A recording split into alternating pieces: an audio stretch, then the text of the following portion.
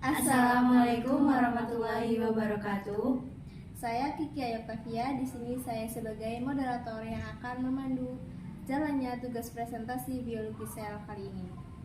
Saya yang bernama Kiki Ayoptavia dengan NIM 2308010025. Dan teman saya satu lagi tidak bisa menjelaskan bersama-sama dengan kami, bernama Alia Nabila Haryadi dengan NIM 2308010022, dengan saya sendiri Tunjie Amana dengan NIM 2308010034. Kemudian saya Aidan Mutia Fadla dengan NIM 2308010050. Dan saya Nova Unisomi dengan NIM 230801110053. Oke, langsung saja kita masuk ke pemaparan materinya yang akan dibacakan oleh Tunji.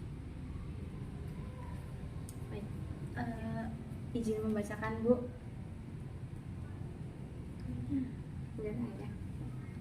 Ada tingkat organisasi seluler. Apa yang dinyatakan oleh teori sel?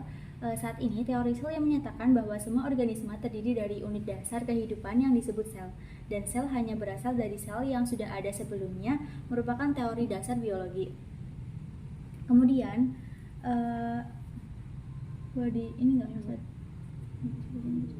ada tingkatan organisasi sel. Instrumen apa yang digunakan ilmuwan untuk mempelajari dan melihat sel kecil? Para ilmuwan memerlukan alat berupa mikroskop untuk melihat dan menganalisis sel. Dibutuhkan mikroskop untuk melihat sebagian besar sel dan tingkat organisasi biologis yang lebih rendah. Sel terlihat dengan mikroskop cahaya, tetapi tidak terlalu detail. Mikroskop elektron diperlukan untuk melihat organel secara detail dan untuk melihat virus dan molekul. Kemudian perhatikan bahwa dalam ilustrasi ini setiap pengukuran adalah 10 kali lebih besar dari pengukuran yang lebih rendah.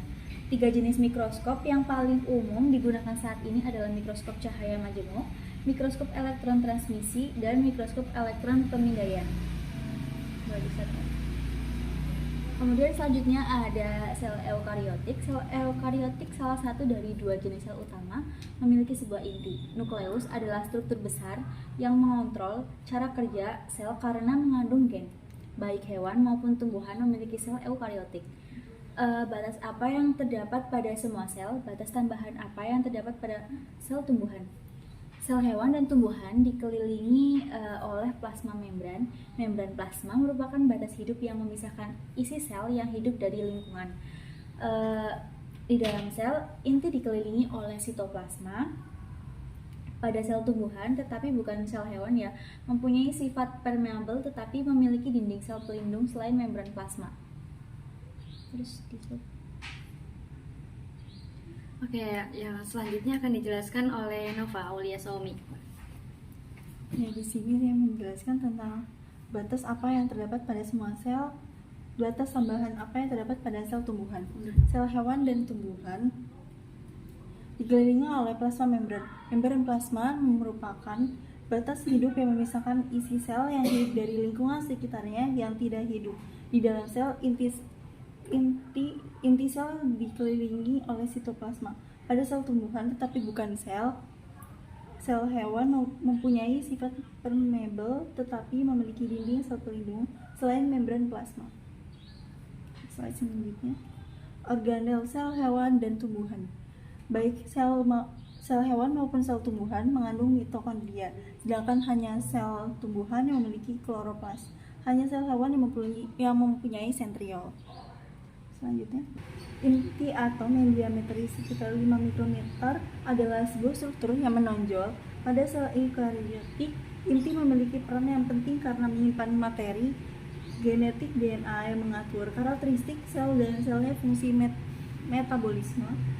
Ciri-ciri struktur nukleus antara lain yaitu kromatin, DNA, dan protein, nukleus, subunit kromatin, dan ribosom, selubung nuklir yaitu membran ganda dengan pori-pori. Selanjutnya, ribosom terdiri dari 2 subunit, yaitu satu besar dan satu yang kecil. Setiap subunit memiliki campuran protein dan rRNA sendiri. Sintesis protein terjadi di ribosom. Ribosom terdapat ditemukan di sitoplasma baik sendiri-sendiri ataupun berkelompok yang disebut poliribosom. Sel endomembran yaitu sistem endomembran terdiri dari selubung inti, retikulum endoplasma, aparatus Golgi, dan beberapa vesikel kantung membran kecil. Sistem ini mengelompokkan sel sehingga reaksi enzimatik tertentu terbatas pada wilayah tertentu. Organel membentuk sistem endomembran terhubung baik secara langsung atau melalui vesikel pengangkut. Selanjutnya ada retikulum endoplasma. Retikulum endoplasma atau RE adalah suatu sistem saluran membran dan sakulus yang rumit atau vesikel pipih. Secara fisik bersambung dengan membran luar selubung inti. RE kasar dipenuhi ribosom pada sisi membran yang menghadap sitoplasma. Kemudian ada aparatus Golgi. Aparat Golgi menerima protein dan juga vesikel berisi lipid yang muncul dari RE halus. Molekul-molekul ini kemudian bergerak melalui Golgi dari muka bagian dalam ke muka luar menghadap. Selanjutnya ada lisosom. Lisosom adalah vesikel bermembran yang dihasilkan oleh badan Golgi. Lisosom mengandung enzim pencernaan hidrolitik. Lisosom mengandung banyak enzim untuk mencerna semua jenis molekul. Ketiadaan atau tidak berfungsinya salah satu dari hal ini menyebabkan apa yang disebut penyakit penyimpanan lisosom. Kemudian ada peroksisom. Peroksisom mirip dengan lisosom, adalah vesikel bermembran yang membungkus enzim. Namun, enzim dalam peroksisom disintetis oleh ribosom sitoplasma dan diangkut ke peroksisom oleh protein pembawa. Biasanya, peroksisom mengandung enzim yang menghasilkan hidrogen peroksida atau H2O2. Kemudian ada kloroplas. Kloroplas atau sel tumbuhan dan alga mengandung kloroplas, organel yang memungkinkan mereka menghasilkan makanan organik sendiri. Kloroplas berdiameter sekitar 4-6 meter dan panjang 1-5 meter. Mereka termasuk dalam kelompok organel yang dikenal sebagai plastida. Di antara plastida juga terdapat amiloplas yang umum terdapat pada akar, yang menyimpan pati, dan kromoplas yang umum terdapat pada daun yang mengandung pigmen merah dan oranye. Kemudian ada sitoskeleton. Sitoskeleton adalah jaringan filamen dan tubulus yang saling berhubungan yang membentang dari nukleus hingga membran plasma pada sel eukariotik. Oke, selanjutnya yaitu mikrotubulus. Mikrotubulus berukuran kecil, silinder berongga dengan diameter sekitar 25 nanometer dan panjang 0,2 hingga 25 meter. Mikrotubulus terbuat dari protein globular yang disebut tubulin. Ketika mikrotubulus berkumpul, molekul tubulin berkumpul sebagai dimer, dan dimer tersebut menyusun dirinya sendiri dalam barisan. Kemudian ada sentriol.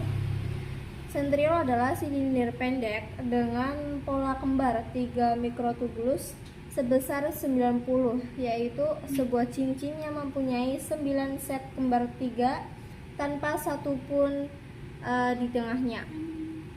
Sentrosom adalah pusat pengorganisasian mikrotubulus utama sel. Dan sentriol mungkin terlibat dalam proses perakitan dan pembongkaran mikrotubulus. Sentriol bereplikasi dan masing-masing pasangan kembali tegak lurus satu sama lain.